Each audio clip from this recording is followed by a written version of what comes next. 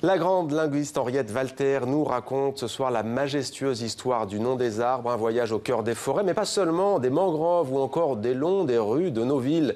Ça va bien au-delà de l'étymologie du français, nous allons le voir. Plusieurs langues sont concernées. Bonsoir, merci d'être avec nous Henriette Walter. Bonsoir. Soyez la bienvenue dans 64 minutes sur TV5 Monde. Alors, vous aviez déjà reçu un prix de la littérature de la mer pour la fabuleuse histoire du nom des poissons. C'était toujours avec Pierre Avenas, co-auteur de ce livre qui est publié aux éditions Robert Laffont. D'où vous est venue cette fois cette idée de vous intéresser au nom des arbres, à cette promenade inspirante? Alors, les arbres, c'est quelque chose de majestueux, c'est quelque chose d'énorme, c'est quelque chose qui peut être très très très haut, 115 mètres, hein, le plus haut, c'est incroyable, c'est quelque chose qui nous couvre complètement, et puis en même temps, c'est partout.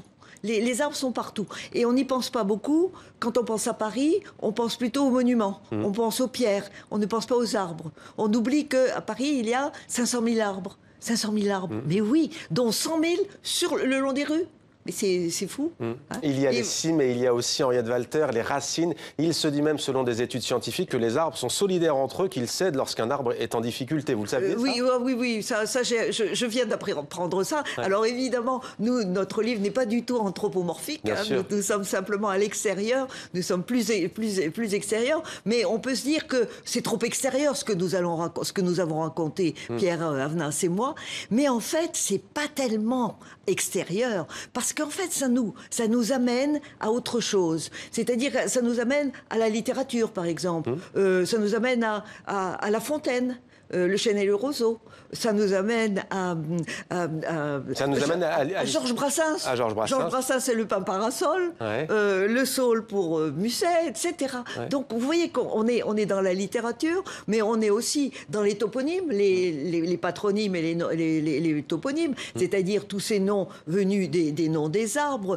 Par exemple, Cassanos, enfin, le chêne, c'est Cassanos en gaulois. Et ça a donné quoi? Ça a donné Chassagne, Cassagne, etc. Tous ces noms, champ lexical, que l'on ne connaît pas. Et vous avez par exemple aussi le hêtre. Alors le hêtre, c'est un nom d'origine germanique, mais en fait en latin, c'était fagus. Et on a des noms là. Qu'est-ce qu'on a? Eh bien, on a Lafayette, on a le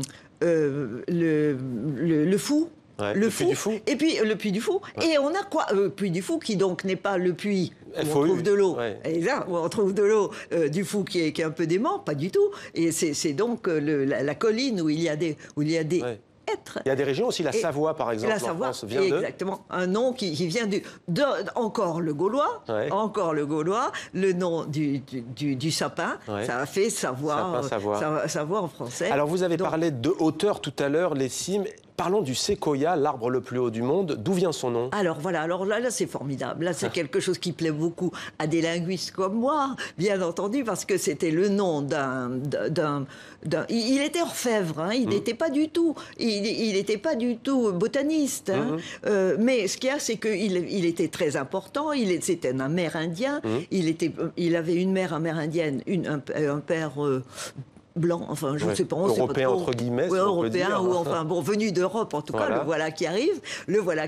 Mais surtout, il a inventé un alphabet Cherokee pour sa tribu. Et ça, c'est quelque chose d'incroyable, parce que c'est très rare qu'il y ait pour une langue amérindienne un alphabet. Et alors, qui s'appelle Séquoia. Et qui s'appelle Séquoia. Et ce monsieur s'appelle Séquoia. Et donc, évidemment, le plus haut arbre du monde, c'est un séquoia. Alors, il n'est pas chez nous. Non, il n'est pas chez nous. On est le 14 décembre, c'est Noël dans quelques jours maintenant, dans 11 jours très précisément. Le sapin de Noël, voilà, ça n'est pas un sapin en général. En général, c'est un épicéa. Et ce qui est intéressant, c'est de voir que, par exemple, nous, en français, nous disons un épicéa, même si ça se termine par un A, c'est-à-dire que nous avons un masculin, alors que, en latin ou en grec, la plupart des noms d'arbres étaient des féminins. Même si en latin, la plupart des noms d'arbres sont en us, us. Ouais. Mais us, c'est quoi? C'est la deuxième déclinaison, qui généralement est au masculin. Et pourtant, c'était féminin. Et alors, on est donc passé du fait de considérer l'arbre comme l'arbre nourricier, comme une maman nourrit ses petits, quoi, disons, voilà, donc la femme, et à l'arbre protecteur, l'arbre majestueux, justement, qui est là pour nous aider à vivre. Témoins aussi des siècles qui passent de l'histoire en Henriette Walter, les arbres regorgent d'histoires merveilleuses, vous l'avez dit. Alors ça, c'est fascinant. On apprend que le mot livre, L-I-V-R-E, vient du latin liber, qui désigne, je le dis lentement pour que les téléspectatrices et les téléspectateurs comprennent, le mot livre vient de liber, qui désigne un tissu végétal enveloppant les troncs et qui servit de support aux premiers écrits. Mais exactement. Donc, et quand on parle des livres, on parle des arbres. Et quand on parle des arbres, on peut aussi dire que le livre est a un rapport avec le être, puisque en anglais, le être et le livre ont la même racine. Ouais. Beech pour l'arbre et book pour le livre. Alors littérature, géographie, mythologie aussi. Le peuplier blanc, vous nous emmenez là dans la Grèce antique et la mythologie. Voilà.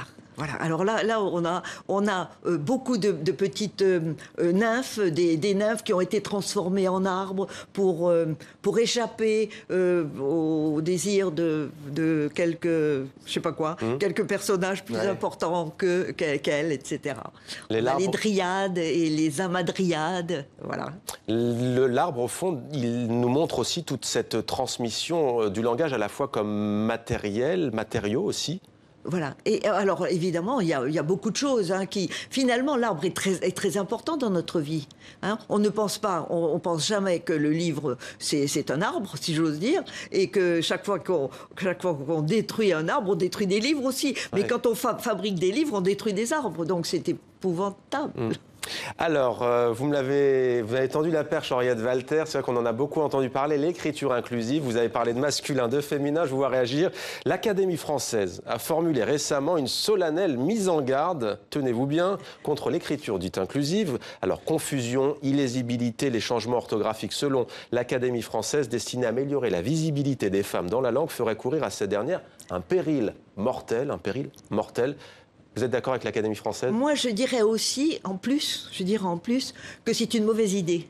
C'est une mauvaise idée pour les enfants. Parce que enseigner ça à des enfants qui ont déjà du mal à se mettre à l'écriture du français et à l'orthographe du français... On voit un exemple, c'est ça l'écriture inclusive. Agriculteur, agricultrice, on n'écrirait plus les agricultrices et les agriculteurs, mais on mettrait un point pour mettre les deux... Non, c'est illisible, c'est difficile à admettre, et même on se demande comment on va faire, comme maîtresse Courbou-Courbel. Non, mais ça, c'est de l'exagération, là, c'est pour rigoler. C'est caricatural. Là, ils exagèrent, ceux qui ont fait ça. Mais en fait, ça va contre l'idée que voudraient faire admettre les féministes. Moi, je suis femme, mais je veux bien... Comment on fait alors pour que l'écriture serve de support à l'égalité? Voilà. Et non, mais il faut...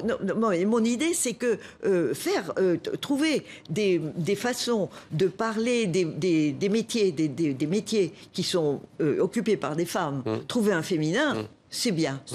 Auteur, autrice, ça vous va?